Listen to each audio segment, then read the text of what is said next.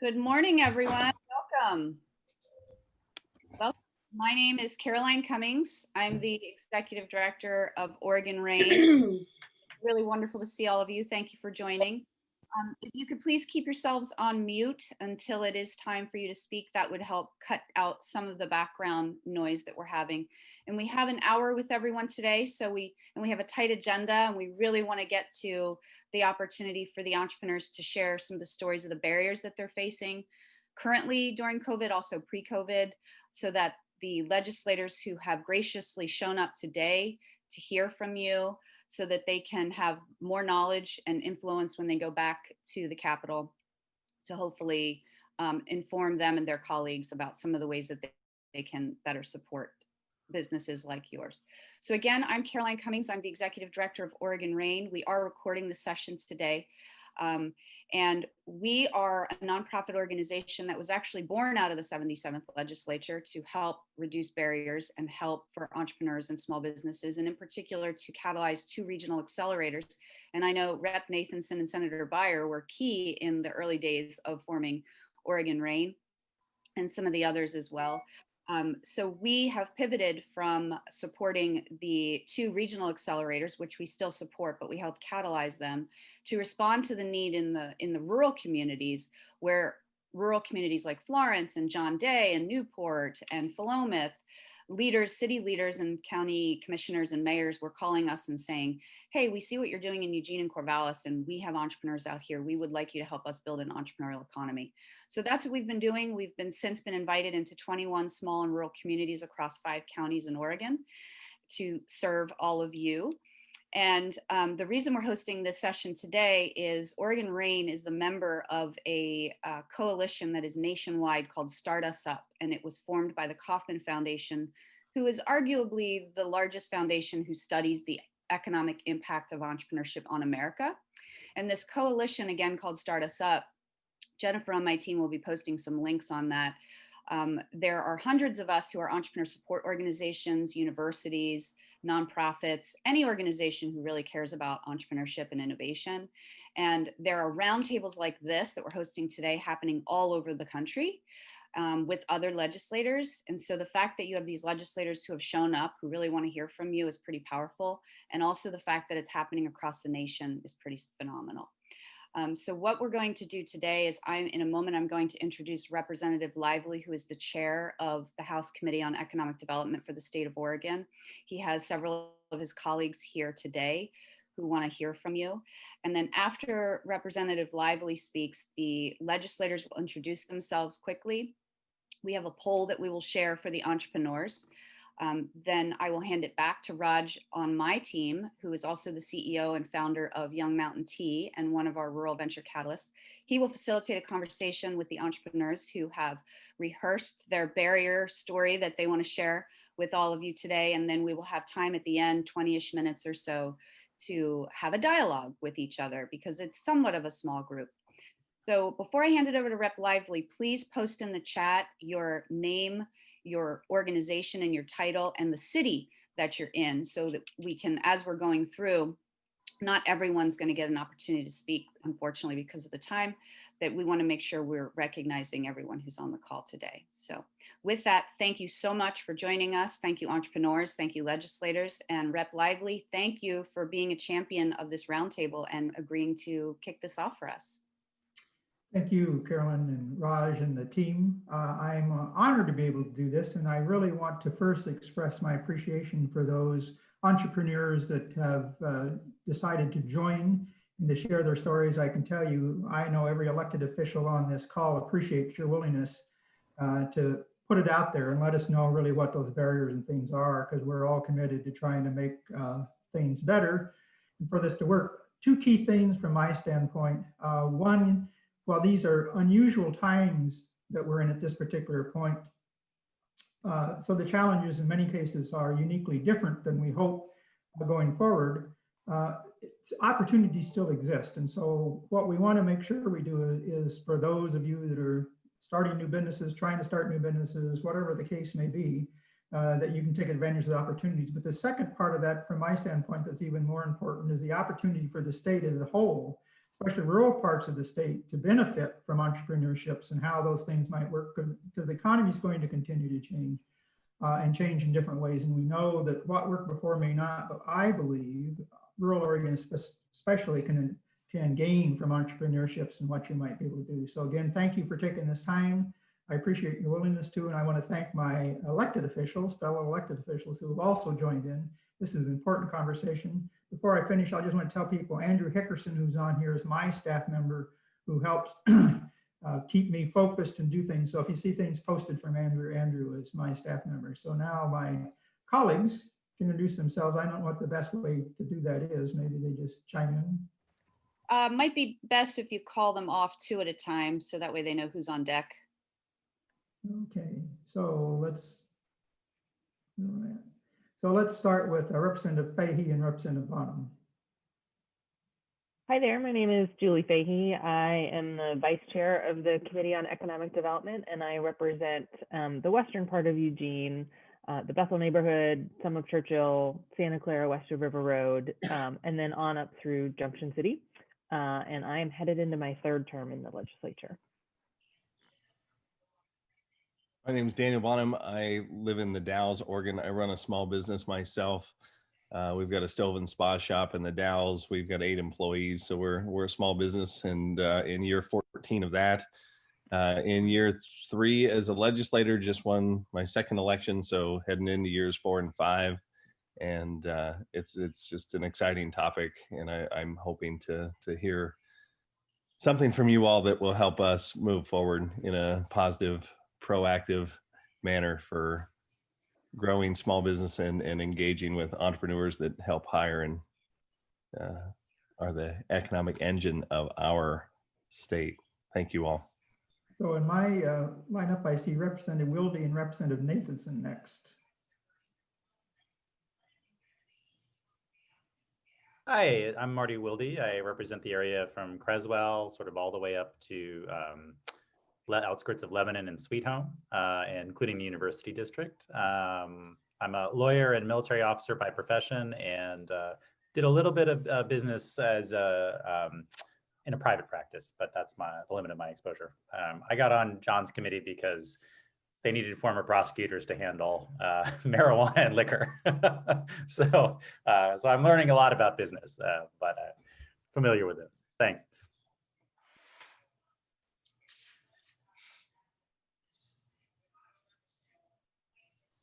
Hi, I'm Nancy Nathanson. I represent House District 13. That's primarily North Eugene and downtown. I am in my 7th term in the legislature. I want to give you a little bit of background. My dad was an entrepreneur, had a business, and I grew up with a family that was in the extended family. It was pretty much all private sector businesses, everything from making draperies and curtains and selling fabric for furnishings to commercial bakeries and candy and liquor. So it kind of ran the gamut. I am the chair of the Revenue Committee. I also serve on the Audits Committee, and I am the House chair for the Joint Legislative Committee on Information Management and Technology. And over the years, I have very much enjoyed site visits. And when this stuff is over, I'd love to come visit some of your businesses too. Thank you. Next, I see Senator Byer and Representative Gomberg. Hello, I'm Lee Byer. I'm a state senator, and my district's composed of Representative Wildes and Representative Lively's. So it's a large area, including the cities of Eugene and Springfield and 6 other smaller cities, a large area. And I was the original drafter of the legislation that Carolyn was talking about.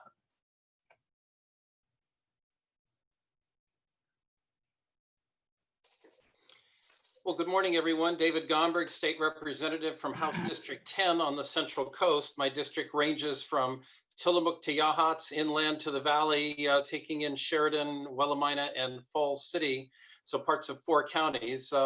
In January, I'll be starting my 5th term in the Oregon legislature.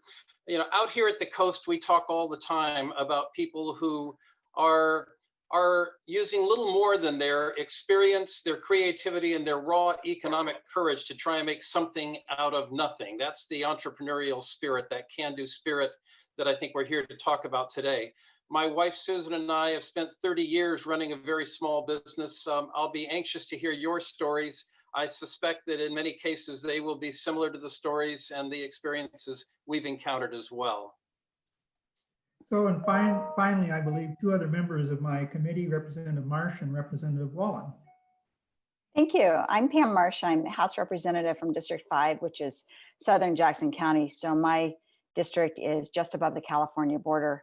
My family has, for 25 years, a little more than that actually now, 26, had a business up in the woods, a tourism-based business that we've significantly expanded over the years. Although I have to say, in the last few years since I've been in the legislature, I have been almost no help to them. They took me off the schedule because I wasn't reliable as my priorities shifted. But I certainly have an appreciation for some of the struggles that you go through when you're in that business, when you're a small entrepreneur. So thanks for being here. Kim?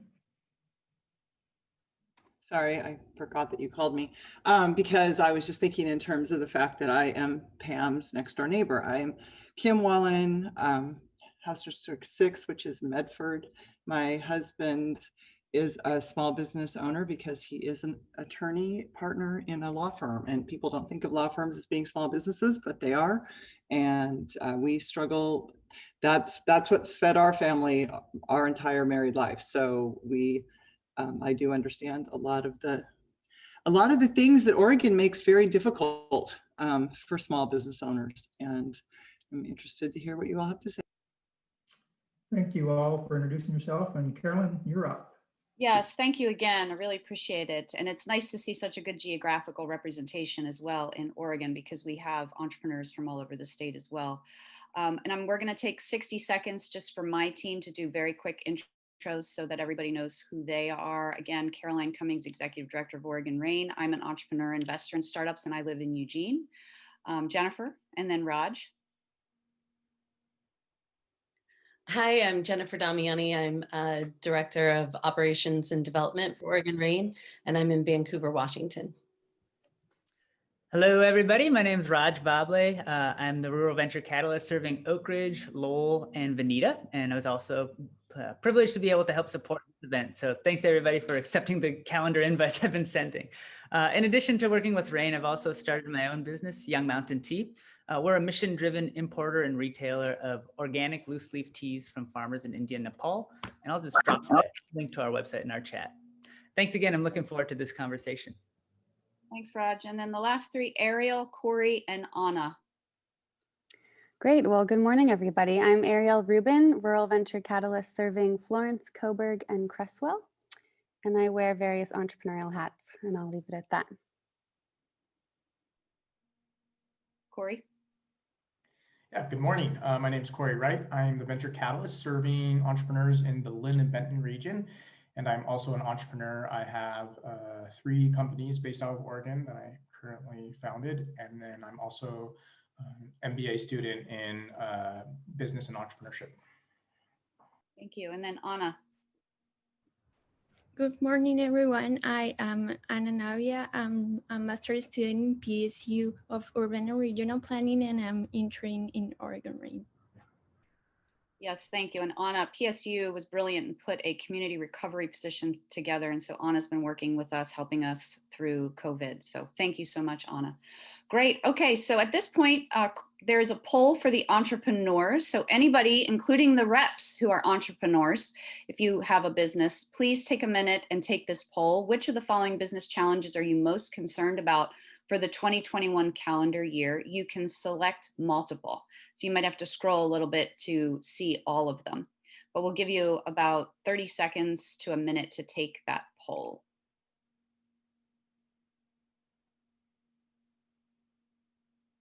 And this will help guide the conversation as well as you're sharing your stories and your barriers that you're currently facing.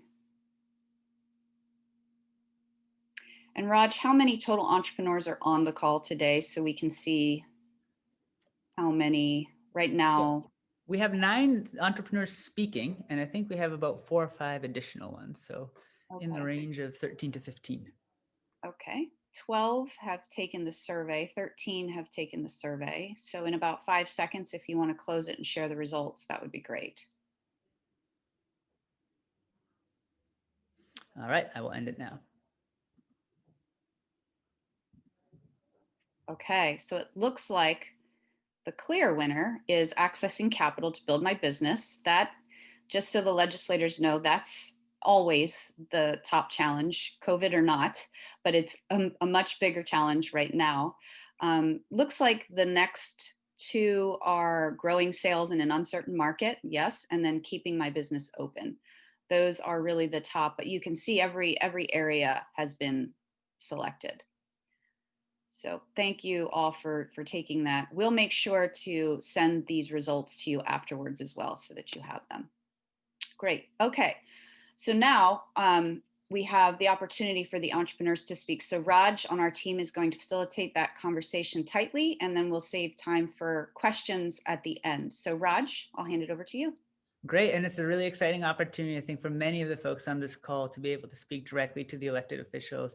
I know there's probably a mixture of both excitement and nervousness, so just want to say that this is a comfortable, cozy conversation where we're really looking forward to a smooth conversation. So I've got the list here and we'll just work our way through. We have 2 minutes per entrepreneur. I will be keeping time, and just to make sure that we reserve enough time at the end of the conversation for open Q&A, I will be jumping in if you exceed that 2 minutes to let you know, but I'll try to do it politely. So the first 3 people, first we have Melissa speaking, Melissa Byrd, and then followed by Tanya and then Adrian. So Melissa, if you'd like to come off mute and share your story, we are all ears. Great. Thanks, Raj. It's nice to see you. Good morning. My name is Dr. Melissa Byrd, and I own a business called the Mermaid's Garden with my husband, James Kelly. We are a women and veteran-owned retreat center and aquaculture farm that we are hoping to set in the heart of the Willamette Valley. Our recirculating aquaculture system would be the first of its kind in Oregon. While our vision has widespread community support from local officials, our ability to access funding through the state of Oregon is deeply troubling. We qualify for the USDA loan backing program, but can't get a bank to fund us because they don't understand recirculating aquaculture and its positive impacts on the environment. My husband is a disabled veteran who served 2 tours of duty for our country. He has PTSD, but we don't qualify for veterans in agriculture programs because he doesn't have 2 years of agricultural experience, which you can't get as a veteran because you're either serving the country or you have other barriers like PTSD. The lack of support from the state financially while sending the message that the state invests in innovation to save our environment creates a quagmire for businesses like ours, making it difficult to buy land and build capital and expand our reach and ability to hire veterans to help the Oregon economy. Thank you. Thanks very much, Dr. Byrd. Next, we have Tanya, followed by Adrian, and then Avi. Good morning. My name is Tanya Farman with Queen of Hearts Superfoods out of Hood River.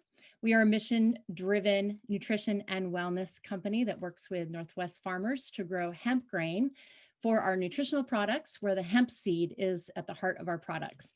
One of our biggest challenges is cannabis confusion. Ironically, running a business that focuses on hemp food for nutrition in a state with recreational cannabis and CBD cultivation has actually proved quite difficult. We get grouped under the marijuana stigma and CBD confusion to the point that we have been denied access to banking, WUSADA export assistance, retail presence, and many programs that normally exist for small businesses. We do have advocates at OSU and the Oregon Department of Agriculture, but since the 2018 Farm Bill, it's actually gotten harder to do business. An example, we had to add a DBA to our business a few months ago, and the GM at my bank actually told me to not make any changes because it would have to get approved by the bank and they could deny and end up closing my account. I clarified with him that even for our food business, producing hemp milk and salad dressings, he said yes. So as Pacific Foods, who is the largest producer of hemp milk in the country, and Bob's Red Mill, a significant mover of hemp seeds as well, both import hemp seeds from Canada with no regulatory barriers. We run into them left and right as we work to build a regional supply chain and bring our products to market. These are the kind of regulatory and institutional challenges I deal with on a daily basis. One of the other challenges we have is finding affordable facility space, contractors, and equipment as a self-funded business trying to scale in a growing rural area. Being in the Columbia Gorge, we're in a tourist-driven region that has seen significant growth in the last couple of years. Real estate prices have gone through the roof. Labor, contractors, and services are at a premium. And with limited resources, it's made it so that only the big companies with the operating budgets and cash flow can play ball. Thank you. Thanks so much, Tanya. And it looks like Rep. Wildey can relate. He says his brother-in-law has the same problem with his business. Okay, next we have Adrian, followed by Avi, and then Aida's after that. Hi, my name is Adrian Fritz, and I am a serial entrepreneur. I started 44 years ago with my first business when I was 16. So I am a lifelong bootstrapper.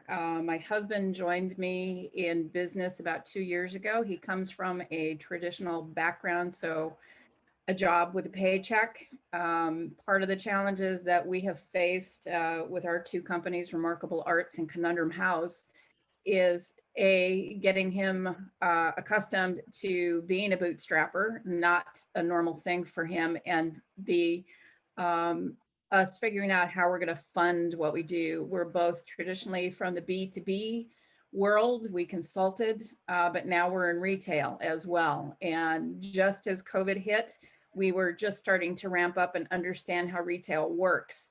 Needless to say, face-to-face doesn't work inside of this situation. So we've had to pivot rapidly. Fortunately, we're involved in a lot of small business mentoring situations with the Chamber of Commerce, and it has allowed us to take some of our other skill sets to fund the retail business and fund some of our inventions, et cetera. A lot of other challenges for us is around healthcare. How do you afford it when you're somewhere between poverty and you're in that gray zone where there just isn't enough money to afford healthcare, but you don't qualify for anything else. That's huge for us. We've also been involved in farming and regulations around that. In particular, when you're a small farm and you can pivot by bringing people to you is not necessarily an easy thing to deal with. So agritourism was where we thought we could make our small farm work, and that did not work. We ended up spending about $25,000 and losing that proposition altogether. So we've shut that down.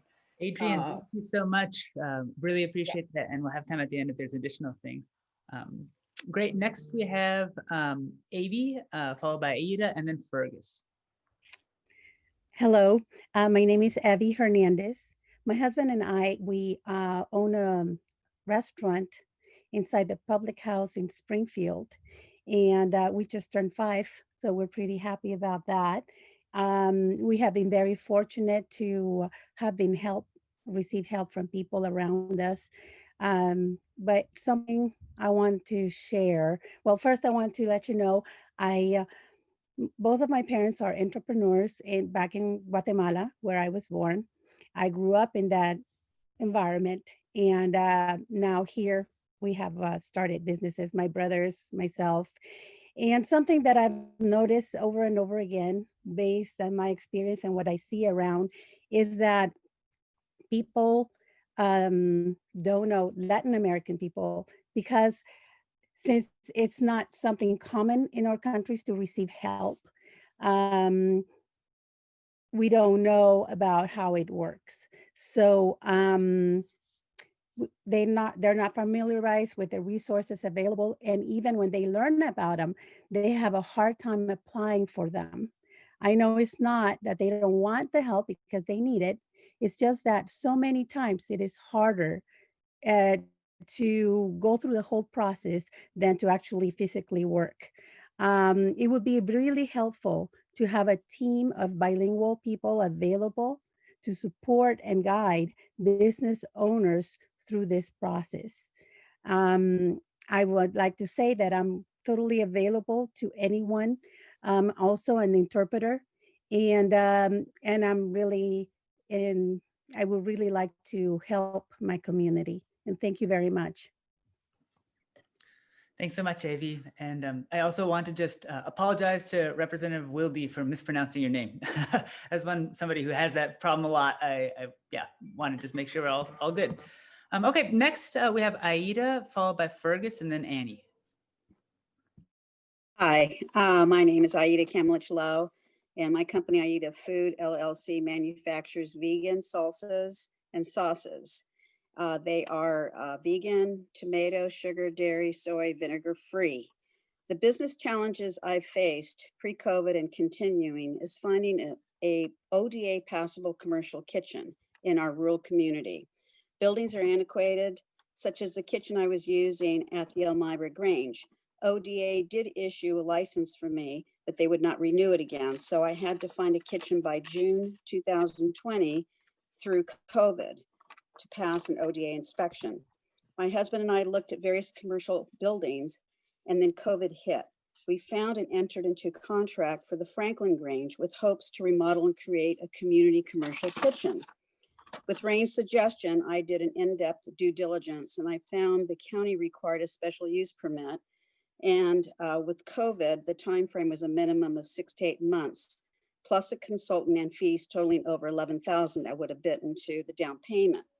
The owner would not wait 6 to 8 months. We did not want to get a loan and construction loan, pay the mortgage for months without a guarantee we would even get an approval. Then, in addition, no lender would lend on a non-special use permit building, so we had to walk. I was fortunately able to get a license through the Veneta Service Center and Veneta Kitchen. The refrigerator and freezer is shared by the food pantry and senior meals. So I'm limited only to 4 feet linear space of storage, 4 feet linear space in the refrigerator and freezer. ODA requires a minimum of 32 linear feet in each area. As a growing business with 2 part-time employees, I need more space to operate my business and serve the community. ODA told me that I cannot bring in pans and items. I need to leave everything there, but with no space, I have to cart everything in and out, and it's very labor intensive. Those are my challenges right now. Yeah, thank you so much, Aida. Okay, next we have Fergus, followed by Annie, and then Cami. Thank you. Dexter Lake Farmers Market has been operating in the Cascade foothills 20 miles southeast of the Eugene-Springfield area since 2008. Since moving across the Willamette River from Dexter to Lowell, our annual gross sales averaged about $20,000 until this year, when sales dropped by 2/3. Our business model is based on providing a community event with live music to attract customers to buy locally grown food and local arts and crafts. COVID restrictions collapsed our business model, and the lack of sales are too severe to allow our farmers to be able to continue. So it looks like we will not be opening for the 2021 season. Lessons learned. In our communities where 1/3 of households receive food assistance, we found that USDA Farm Direct checks, which can only be spent at farmers markets, were more effective than the state-funded double up bucks, which are issued based on SNAP purchases. There are some fundamental infrastructure needs to support markets like ours. We need professional management. We need guaranteed sales for our farmers. We need a digital marketing network. Our farmers who started up with our market have moved to a CSA or community supported agriculture model, where it seems that a single small farmer household is capable of supplying 10 to 20 families with a weekly box of produce with no waste. Thank you. Thanks a lot, Fergus. Next we have Annie and then Cami. Oh, and after that will be Alex to round us off. Hello, everybody, and Representative Lively. My name is Annie Marie with Bella's Love Bar Butter in Veneta, Oregon. Prior to COVID, I sold at our farmers and Saturday markets locally and a little beyond. We had a few wholesale accounts and was planning on hiring 2 people, making 2020 a year of positive growth. Sadly, this hasn't happened, and 2020 has really made me feel like a COVID displaced maker and artist. Fast forward to today, our busiest part of the season. With all of the traditional markets closed and greatly changed, our community's entrepreneurs are struggling. That's why I partnered with another entrepreneur, Aida of Aida Food Company, and we forged our own path through this. We found an empty building, invited over 40 local and regional makers and artists in the same position as us to join us at the Emporium, a 2-month staffed, COVID-compliant indoor holiday market. We call our group Team Lemonade because we refuse to give up and we're taking 2020 lemons and turning them into lemonade. We were able to bring this to Veneta with the mentorship of Oregon Rain and the support of the city of the Veneta, who is a strong supporter of entrepreneurship within the city's strategic plan.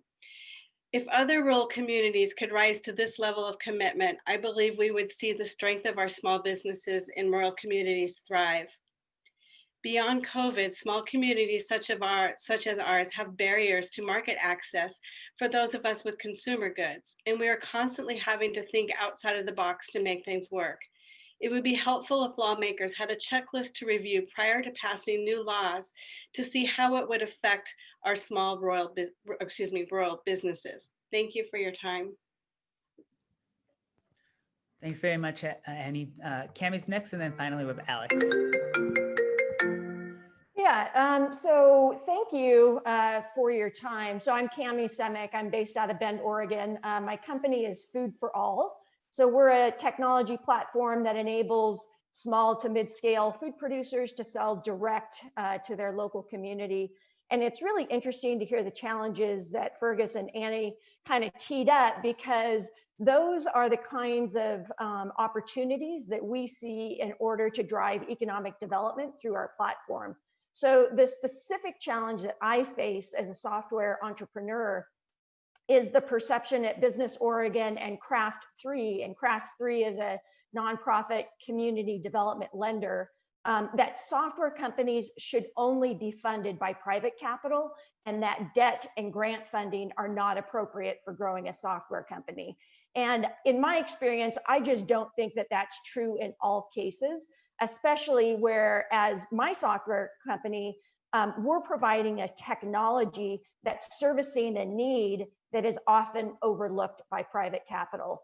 So during the COVID crisis, we saw many small to mid-scale food producers use our platform to sell direct to consumers. But we also saw the need of farmers markets needing to get online. And so we needed a very small amount of capital in order to build out a feature function set to create 100% market fit for farmers markets. But again, both Business Oregon and Craft 3 indicated that they didn't believe that debt or grant funding was appropriate for that kind of software development, and they encouraged us to go to seek private capital. And when you think about private capital, they're looking for investments in the latest dating application and social media, and things like that. They're not necessarily interested in technologies that are economic drivers for rural communities such as ours. Thanks very much, Cammy. And finally, we have Alex with Huerto de la Familia. Hi, so I work for Huerto de la Familia, and I serve Lane counties, in particular Eugene and Springfield, Latino entrepreneurs. Some of the barriers that I have seen the families I work with experience include language, culture, status, and as Evie said, not knowing that there's help out there and how to get it and how to access it. And that leads me onto the racial digital divide, which is something that affects a lot of communities of colors. They are generally they don't use the internet as much as like white individuals, and that can present a lot of problems with a lot of the current COVID loan applications, especially since they're first come, first serve.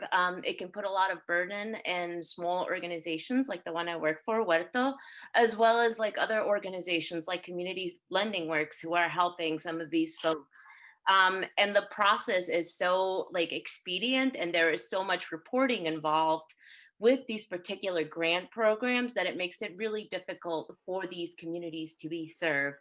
There's also been a lot of different rounds, and it has been my experience with the folks I work with that the entrepreneurs are uncertain as to which round they have applied for, and it's creating further confusion.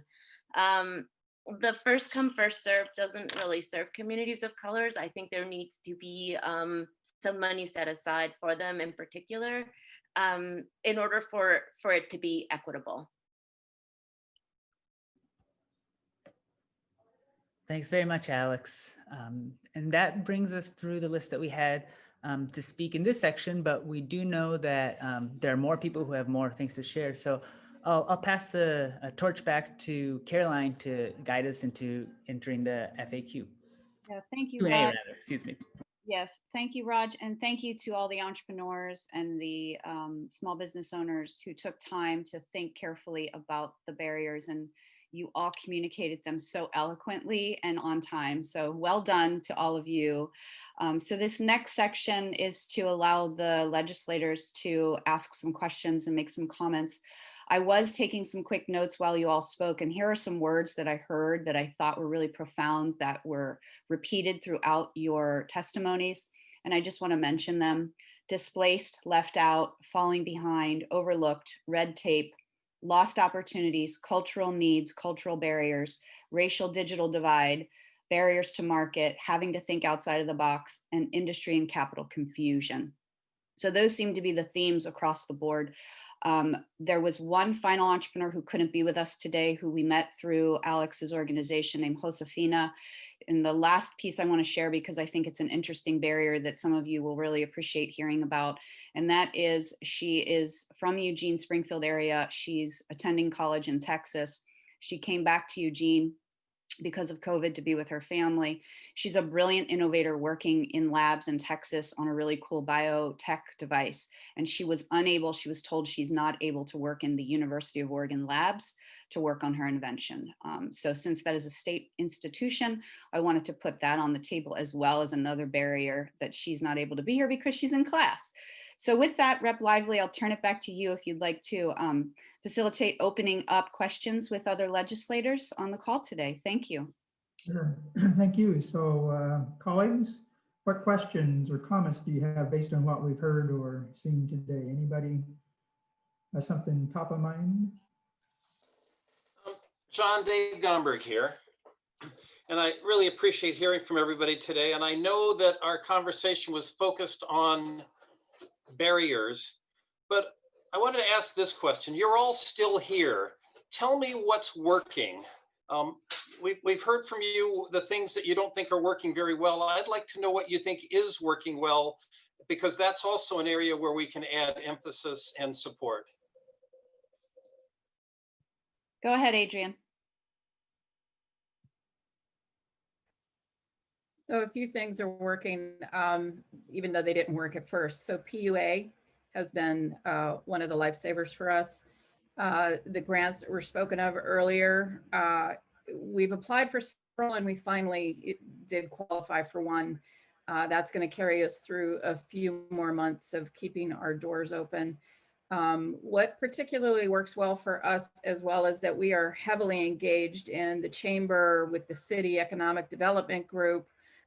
So we're out there pretty visible, and that also has saved our bacon because the community pulls together around us, and then we get opportunities like this to speak to you folks, which I would not have had an opportunity had the local community not gotten together and made sure the news was out there. So those are the things that are working. Thanks, Adrian. And I would like to stick with barriers since we only have 20 minutes. That is the purpose of this conversation. We really want the legislators to be able to comment on some of the struggles that are happening. So if there's other legislators who want to address some of the challenges that we heard today, that would be great.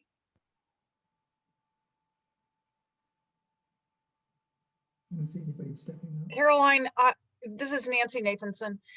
I'd like to mention that in the past, I have been very concerned about programs where there's a cap of money available that the legislature has identified. And someone in one of the later remarks mentioned first come, first serve. I'm very concerned about that. And I'd like to hear which programs, whether they are grants or loans or tax credits available, which things you have run into that are first come, first serve that you would recommend we take a look at. And the other kind of problem that I'm always looking at is it seems like only if you're big enough can you take advantage of something, because you have access to the fancy attorneys and the high-priced attorneys and tax accountants and so forth. So I'm really concerned about this. You have to be big enough to even figure out and demonstrate you have the ability to even ask for help. Yeah, So if that's a really anyone good. wants to explore that some more, I'd like to hear it. I believe Aida in Veneta. I always like saying that because it Yeah. rhymes. Wanted to speak. Go ahead. Yes. One good thing is Rain. I met Annie through Rain, and we were able to put our heads together and try to figure out, troubleshoot this whole situation that's going on. And fortunately, we were able to get the Emporium, and now we have 41 vendors selling there that couldn't sell anywhere else.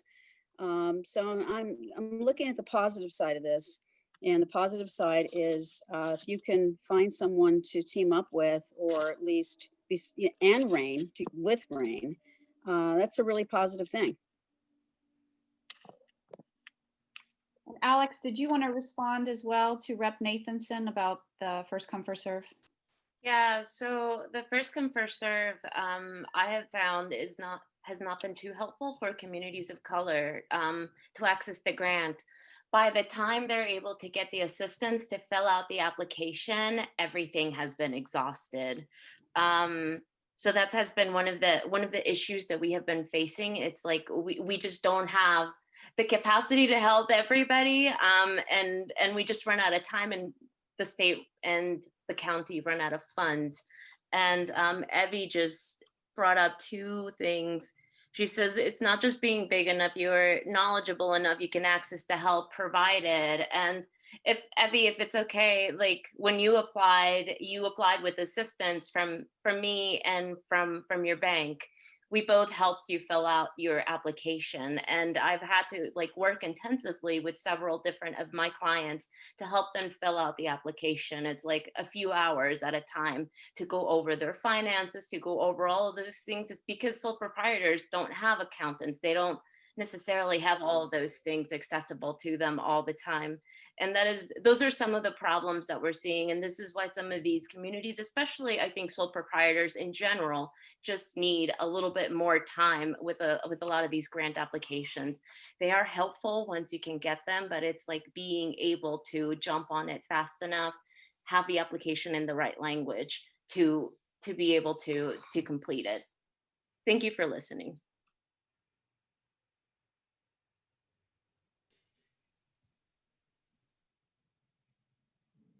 So I'd like to make a couple comments. One, we've heard a lot in our discussions about, especially during COVID or otherwise, helping businesses, and I think you just addressed some of that. It goes back to having the support small businesses and especially entrepreneurs need to even apply for. And so we've talked about what can happen there, and we talk a lot about technical assistance, and I don't know, but it seems like that's part of what you're raising there. There just needs to be more of that kind of support available, and whether the state does it, whether other entrepreneurs, but how we get people connected to that.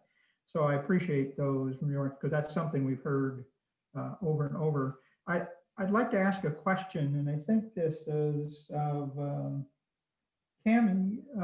So I'm interested in the barrier that has to do with funding software companies. And I hadn't heard that before. And software for a long time has provided opportunities in a lot of different ways, and specifically the one you were talking about. But I'm just trying to understand from a standpoint of state policy and or the department, is there something specifically that we've done that's written that says they're not? I'm just trying to understand a little bit more what that barrier is. Yeah, and I'm curious about it as well, because we received, we did approach Craft 3, which is a lender, as well as Business Oregon's lending arm. And we're told that, loans are not appropriate for software companies, even if, you're just building incremental features and functions to serve an adjacent market, which is what we're hoping to do.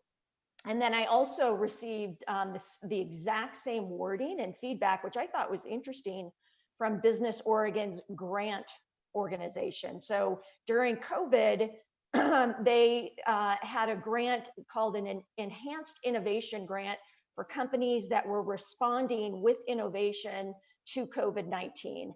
And we hit the mark, right? So our technology platform was seeing a large number of farmers coming on board, but we were also hearing this very direct need, as Fergus was saying, from farmers markets. Farmers markets were basically going out of business because they were, conducted in person. And so we just needed, again, kind of a small amount of funding in order to create this feature set that would better serve farmers markets.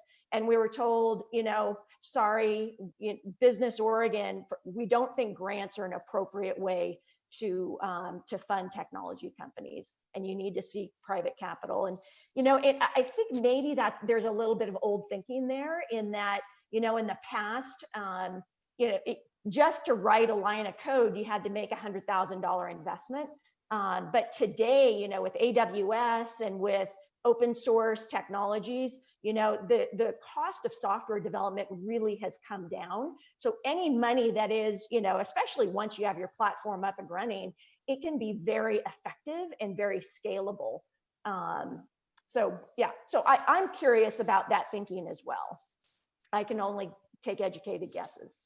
And Rep. Lively, I'm glad you asked that, because Melissa Byrd also totally different industry than Cami is in. You're having the same struggles, is that correct, Melissa?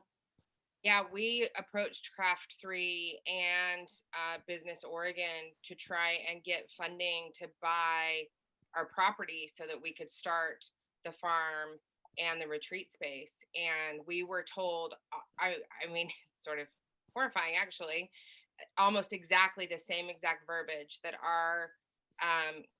that we need to go for private capital or find private funding, even though he's a veteran and I'm a woman, and we are doing an environmentally regenerative and sustainable business, which falls in line with the mission of the state of Oregon to help not just the environment, but bring back the land. And we were told by both Craft 3 and Business Oregon almost the same exact thing, that we do not qualify for any grants, any funding at all. And it's a great idea, but we need to go find private capital. I can say as well. Yeah, it's been devastating for us. We've been shocked by the lack of support from the state for what we're doing. It's especially because we are a veteran-owned business. It's been stunning.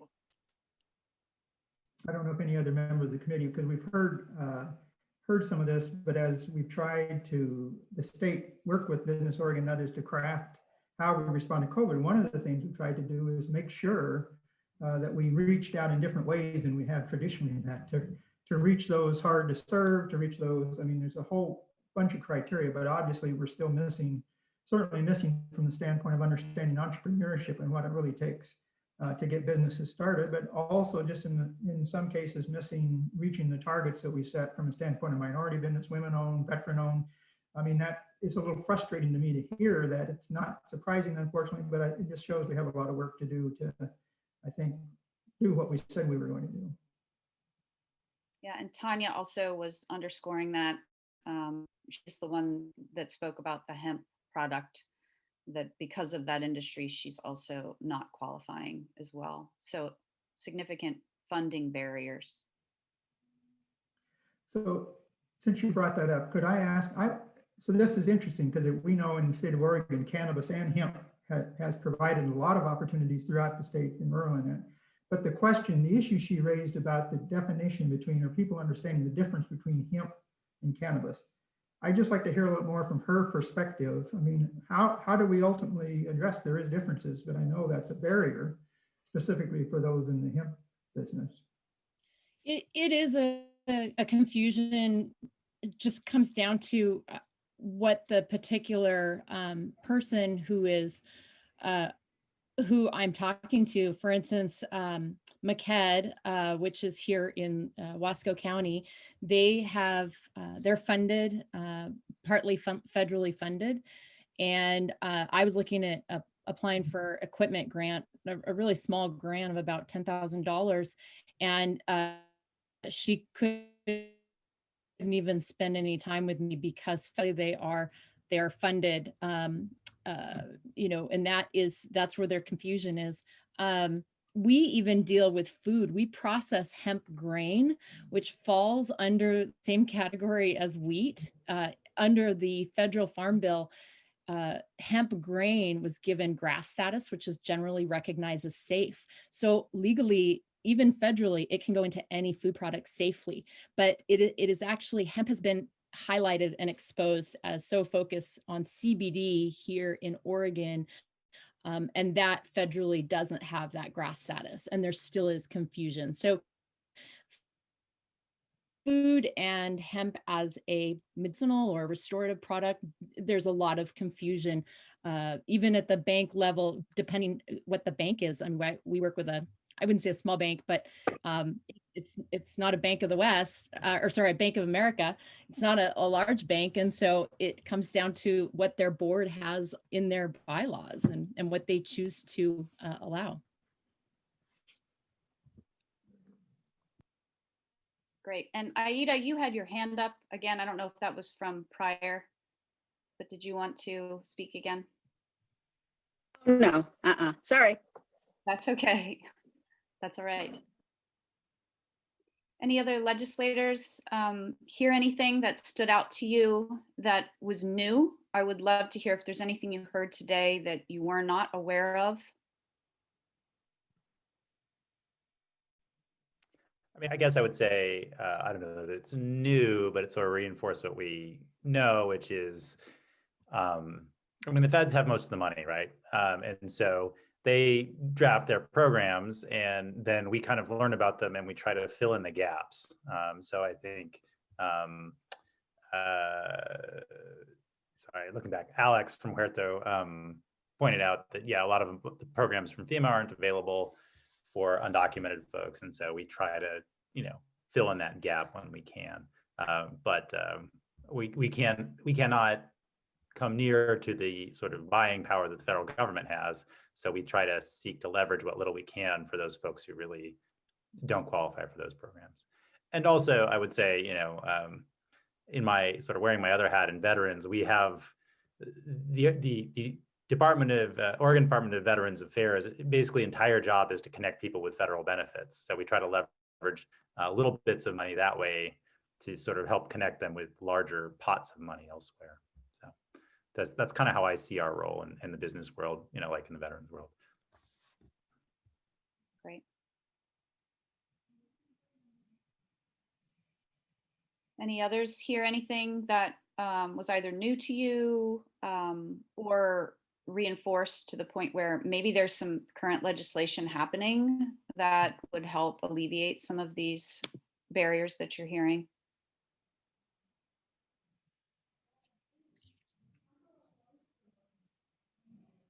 I think, unfortunately, when we talk about legislation, there's two challenges. There's one that kind of the immediate that we're in because of COVID, which has changed some of these things. And many talked about opportunities that are already there or they would like to take advantage of. And so waiting for legislation in the 2021 session isn't going to address those things. So we have that. And so what is possible in the near term versus the longer term, I think it just reinforced for me listening to these conversations. While we've heard much of this before, to some extent, we've not understood very well yet what role the state can play and how we play that to be more effective, I guess, in addressing these. And the frustration for all of you, I know, is the same for us, is we're really missing opportunities that could and certainly would help a lot of the small communities in that. But the timing is critical.